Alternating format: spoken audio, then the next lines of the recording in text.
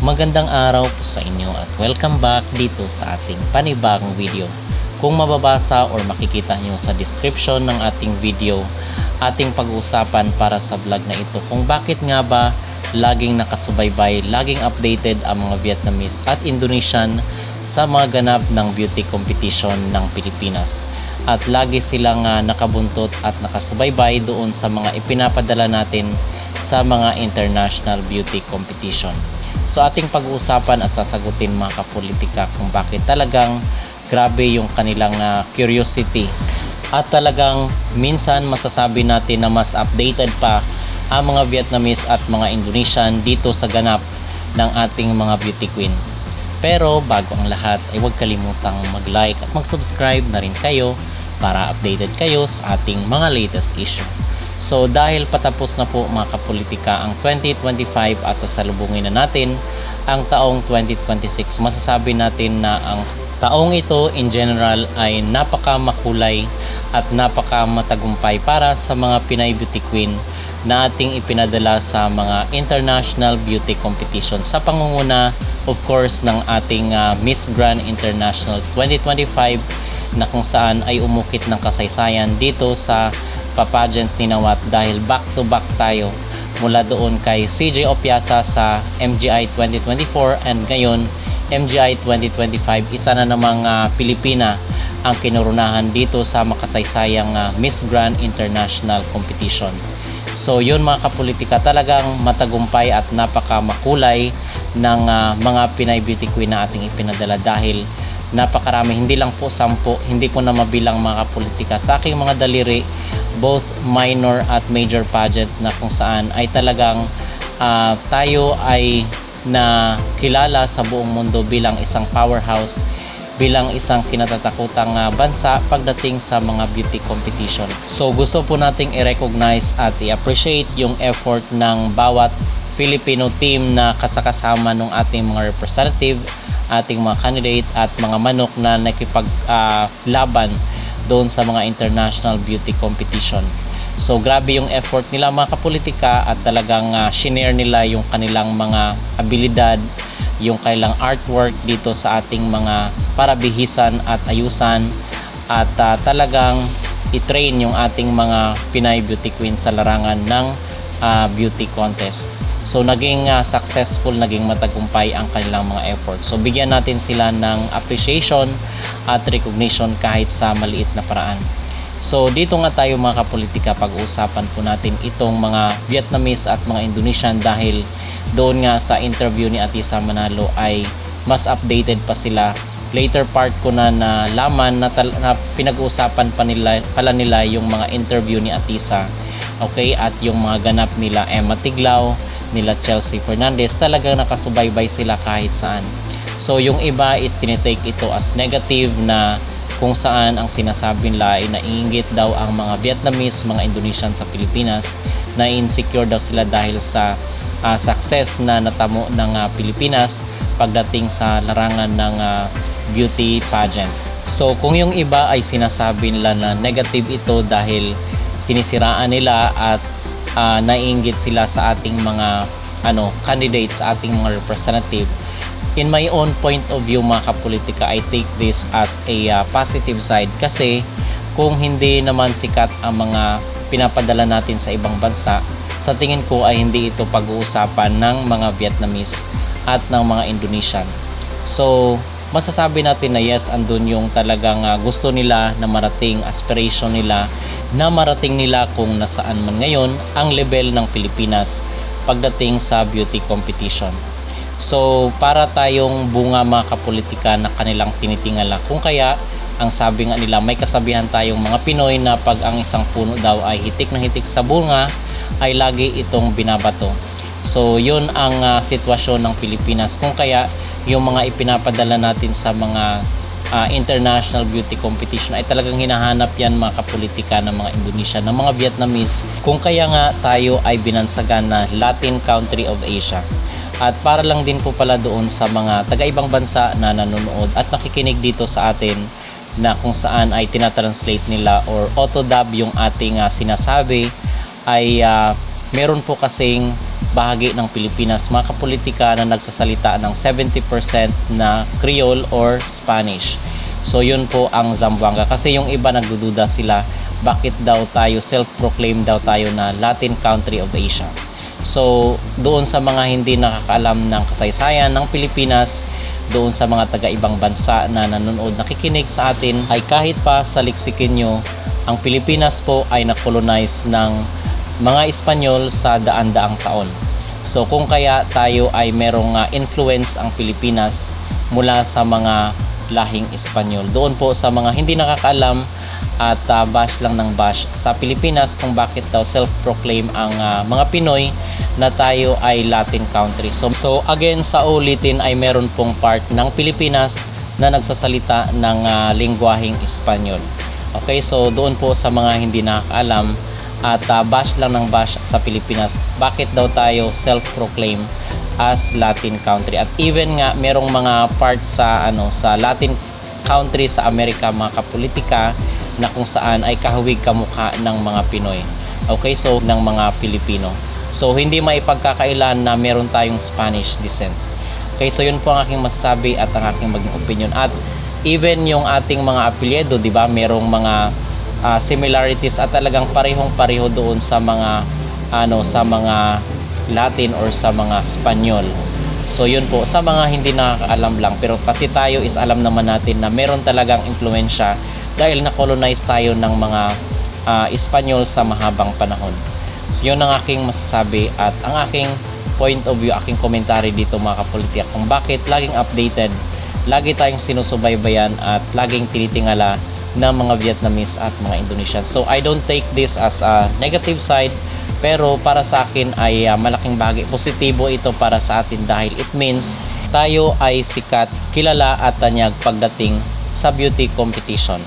Kung kayo ang tatanungin mga kapolitika, ano sa tingin nyo ang rason kung bakit lagi tayong binabash, lagi tayong sinusubaybayan at laging pinag-uusapan ang Pilipinas pagdating sa mundo ng beauty competition? Mag-comment down below at huwag kalimutang mag-like at mag-subscribe na rin kayo para updated kayo sa ating mga latest issue. Thank you. Tapos ito, Keme lang, itong banggel. Pero Kasi, partner ng crown. partner kasi ng crown niya. Oh, ganon. I love. Salamat po. Thank you. Oh, sure na ha. Sabihan mo naman ako kung kailan. Ay, ilang kayo ni si Emma, just in case? Usually kami lang ni Jowa. Dalawa lang kayo? O mamay, dalawa lang sila pag gamit mo isang kwarto, ha? Oh. Nag-aano kayo dun, ma-Airbnb naman? Nagre-rent lang din kami doon. Pero I mean, kasi syempre, permanent residential, so may mga benefits. Oo. Hindi ganun kadugo. Kasi pag nandun kami, kasama yung family ni boyfriend, nag-Airbnb din kami. Mas mura kasi pag Airbnb. Oo. Hindi kami nag-hotel. O sige na, bye-bye. Tsaka, tutulugan mo lang naman, sis. Oo, sis, kasi lagi kaming, alam mo Kasi doon? ilang kayo pagkasama yung family? 5? Hindi, 10? 2, 4, mga less than 10 naman. 3 yung kwarto namin. Oh, God. Pwede kayo kung ganun lang.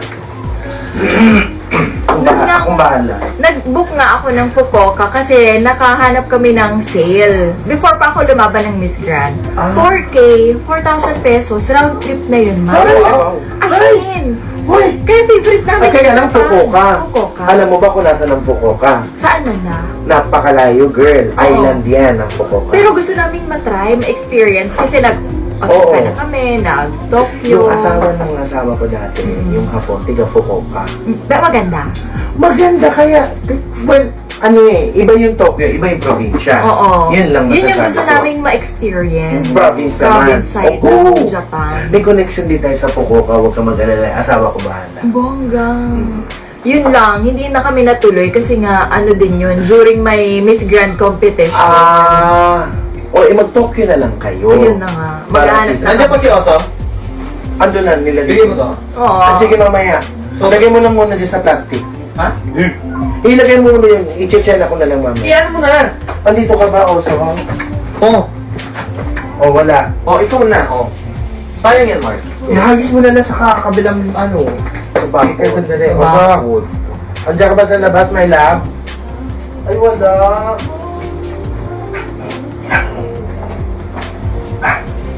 May mga aso dito, sis. Putangin na. Tingnan mo, sila nakabalok, sis. Kahit ikaw tubig-tubig ka na lang, no, sis? Wala, buong biyahe daw umiiyak yung pamangkin. Wala! Ngayon lang kayo talaga naging close noon? Hindi na sa Pinas sila nung nag-celebrate siya ng 1. Oh. Eh, syempre, baby pa Ay, siya, saka hindi hindi pa naman niya niya alam. ano.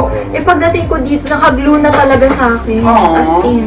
Ilan taon na siya, sis? 3. Babae ba yun? Wala. Lalaki. Siya pa lang yung baby nila. Oo. Eh? Pero yung isa pa- asawa, yung kuya ko, may ano na rin, may mga anak. Oh, first family. Ano ba kayo, Ben? Kami, 4 girls, youngest ako. At Laila? Oo, bilang ako. Diba? Pero ibahin mo sa ano, sis? Doon pa rin? Doon sa may... Magalakay? Nobu? Oo.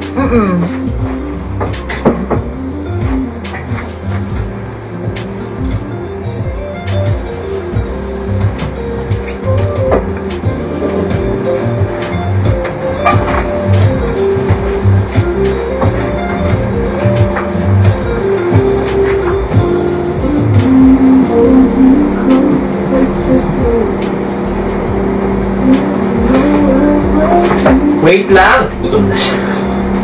Tumatawag na sila, sis. Gutom na yan, sis.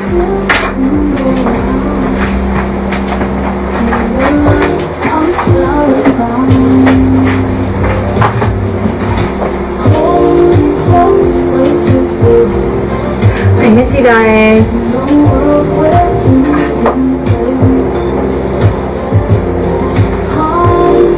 Pero si Cyril, no? Si Cyril. Doon sa...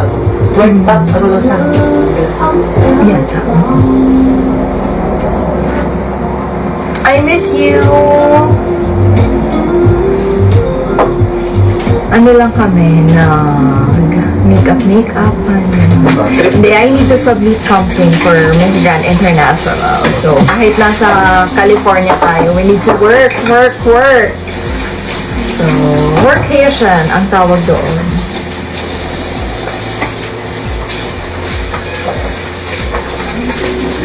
Pero sa Thailand, masarap din yung food, no? Super sis. Grabe. Fair. Even yung mga turo-turo nila na ano, na yung tawag doon, pad thai. I love sis. Salad, ganyan. Tapos sis, meron sila doon, mukata. Oh? Ano siya? Soup yung gilid, tapos yung gitna grilled. So parang pinagsama na samji, tsaka shabu-shabu. Ang sarap sis. Mura pa. Ang sarap sis. Unlimited. I know, right? As in, nagugulat yung mga Thai sa akin Oh. sis. Kasi Oh. nga, love na love ko talaga. Kahit araw-arawin ko yung sis, go ako. Ganon. The mukata. Is there any Thai here? Siya ba Eh, yung lagi mo nagulat? sinasabi, ano yung kotak? Kotaka. Anong meaning yun?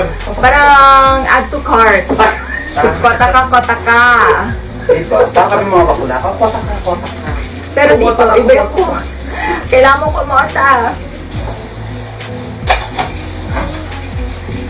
Ba't di ka I greeted Gotcha Bell. Opo. Kung nakafollow po kayo sa aking Instagram, I love TikTok. Pero si Gotchabel, baklang-bakla din yun eh, no? Super. Mas bata siya. 1 year lang. Sinya? Si Yung Gotchabel, may first finance. runner-up. Bet ko rin siya actually, in fairness sa kanya. Mabait. Saka batak di siya rumampad, senadora din siya. Merry Christmas, everyone! So, yung mga gift niya sa akin, Ano dyan ba? na lang muna. Oo. Charot lang. Ang gift niya na lang sa akin ay, send a random act of kindness.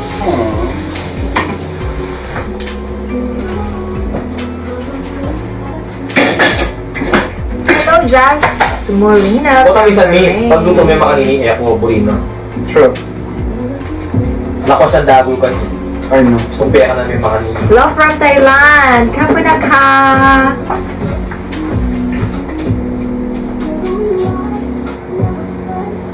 Eh, wait ako na ko man chicken breast ang kakuha kang pa. Wait, wala na nga. Ay, wali na? True. Ano tinatakot ako? Ano naman? When ka babalik ng Pinas? Sa ano po yung flight ko? 29, pero dating ko ay 31. At pagdating ko, make-up agad tayo dahil mag-host tayo. One of the hosts tayo sa GMA Countdown. So, For New makita-kita Year's. po tayo dyan sa MOA. Alright. So, kasama mo sis, mag-host. Kaylin Alcantara, Raver Cruz, sino ba yung mga nandun? Gwapo si River, no? Gwapo, tsaka mabait. Parang kaya lang sila yung, alam mo yung child actor na Di ba ngayon. siya ni ano? Ni Julian? Yes. Piling ko mabait din yung si Julian. True. I'm sure.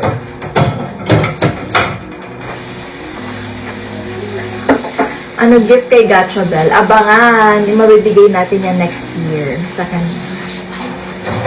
Hala, hindi pa wifi. Ako daw ay naka-FB din. Sige, ano ka be? Correct ka, Kilay is life. Capital K is life, tapos 16. Naka-FB din. Niloloko nila ako. Day Beauty 5, connect ka. Tapos capital K, Kilay is life 16. Capital K lang.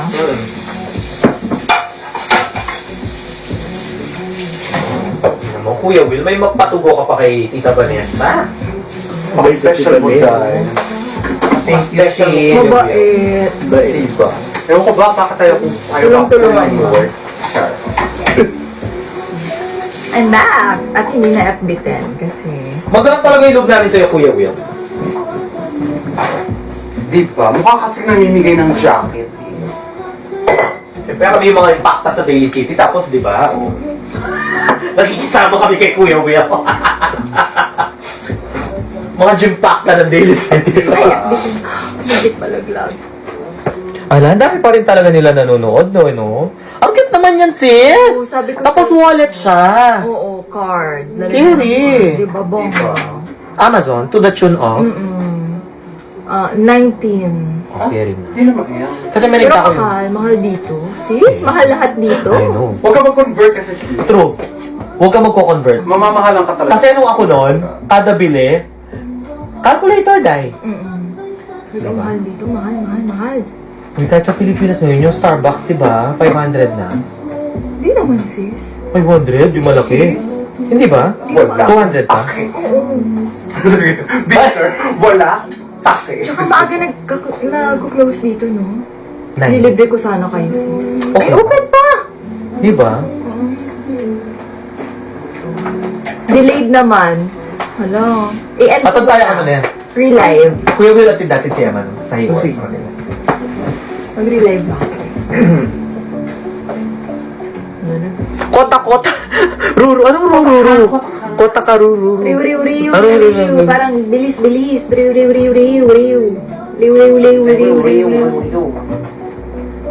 Okay na ba? Hindi na delete.